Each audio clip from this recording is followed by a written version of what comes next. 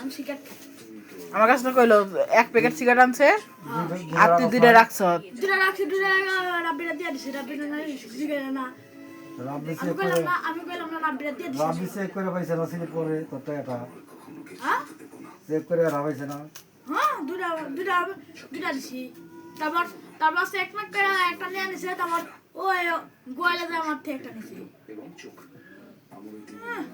কিন্তু ওই রাব্বির লাগি তোর হলো সিগারেট রাইকি ওর দেন নেবো কে তোর তো ঠেকা কে তোকে এক কাছে সিগারেট আনবার কাছে তুই সিগারেট এনে তার হাতে দিবি তো দুইটা সিগারেট আর রাইকি তুই আরেকজনের কাছে দিয়ে দেন নেবো কে তোর কে তোর রাব্বির বীজ দরকার হয়েছে কেনা বললো নিশা খোর ওর কাছে তুই যাস কে